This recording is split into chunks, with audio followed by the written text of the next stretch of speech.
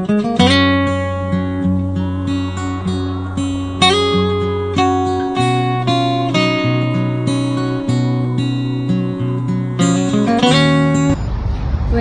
darating pala yung kapatid ko at saka yung friend niya. Oh, talaga? Miss Lourdes. Wow. Ipakilala ko siya sa inyo. May kasama din siyang kaibigan. First time namin siya makilala. Okay. Si Christy. Matagal pa kayo? Maya, nandito. Hello po, mga kabayan. May paninda po ako ng mga kakanin. Bili na kayo. Mura lang po. May bibingka, may ilang taon puto. ka na po dito sa Dubai? Ay, 15 years na po. Hanggang ngayon nagtitinda ka pa po Oo ng ganun? naman, kasi mapagkitaan to. Maganda tong pagkikitaan. Linis naman itong mga paninda ko. Sure po ba kayong malinis? Opo naman, kasi ako mismo gumagawa at kumakain din ako. Ate, sorry po, hindi po kami nabili ng ganun. Ay, ganun. Kasi Sige po. Sorry, tita. Sige po, wala. Hindi malinis naman po yung Isa ka pa eh. Hindi kasi titingnan mo naman. Sabi ani ate, so serve naman yan, hindi naman yan gawa-gawa. Hindi, ibalik mo na nga yan. Ate, lumayas ka na nga. Sige Hindi po namin kailangan ng ganun. Ano ba yan?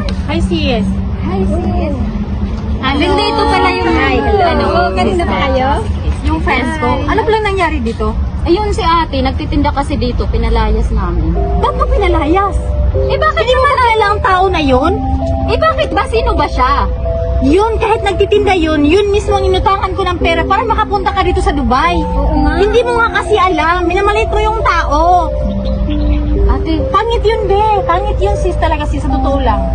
Huwag mong pagmayabang kung ano ang estado mo sa buhay ngayon. Kasi kung hindi dahil sa kanya, hindi ka wala ka dito sa Dubai. Saan ka? Nasa Pilipinas ka pa rin. sorry po, hindi ko talaga po alam. Tanungin mo yung kaibigan ko. Oo nga, di mo ba alam? Professional yun, kahit nagtitinda siyang ganyan.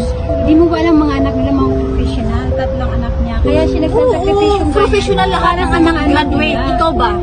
Tanungin kita, anong narating mo na sa buhay? Na nagyayabang ka na ng ganyan.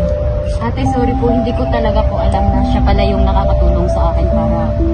Pangit yan. Sa susunod, Oo nga, ate, huwag na huwag nakalayo kayong si ate. magmaliliit ng kapwa natin Pilipino. Pwede ba Don't hanapin chance natin the doon? book on Ate, its cover. Puntahan niyo siya. Sana yun. Magsuri kayo. Hanapin niyo siya.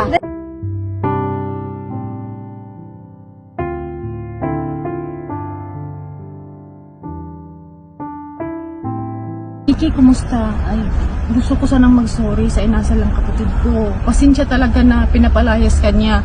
Kung hindi dahil sa'yo, hindi makakarating kapatid ko dito sa Dubai. Akong hiyang-hiya ko sa'yo eh.